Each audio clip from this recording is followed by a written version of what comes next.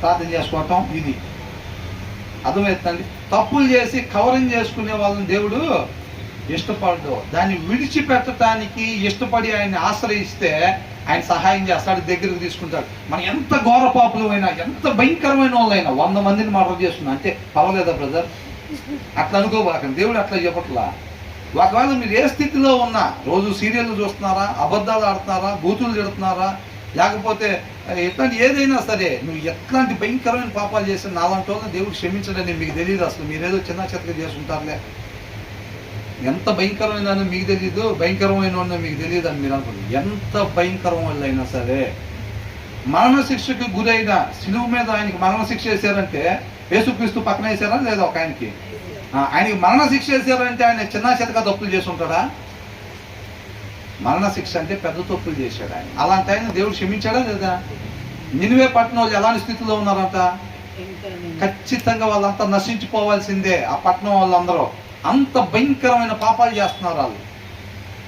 వాళ్ళు పద్ధతి మార్చుకొని, ప్రభువుని మేము మార్పు చెందుతాం, మేము నిజమైన మనుషులుగా మేము జీవిస్తాము, తోటి వారిని ఇబ్బంది పెట్టకుండా నీ ప్రేమతో నువ్వు మమ్మల్ని ఎలా ప్రేమిస్తున్నావో మేము వాళ్ళని అలా ప్రేమిస్తాం ప్రభువా అని ఎప్పుడైతే వాళ్ళు పద్ధతి మార్చుకున్నారో దేవుడు విడిచిపెట్టాడా లేదా? విడిచిపెట్టి దగ్గరకు తీసుకున్నాడు అన్నమాట. సరి చేసుకోవటానికి ఇష్టపడితే దేవుడు దగ్గరకు తీసుకుంటాడు.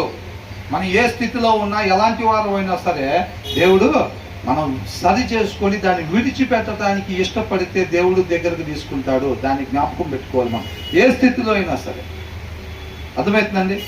ఇప్పుడు ఇస్కరియోతు యూదా స్వయంగా యేసుక్రీస్తు వారిని నమ్మేశాడు. అది మామూలు విషయం కాదు, అవునా? ఆయన నమ్మేసినా సరే ఆయన్ని ఆశ్రయించుంటే కనుక దేవుడి దగ్గరికి తీసుకుని ఉండేవాడే. ఆయన్ని ఆశ్రయించలేదన్నమాట.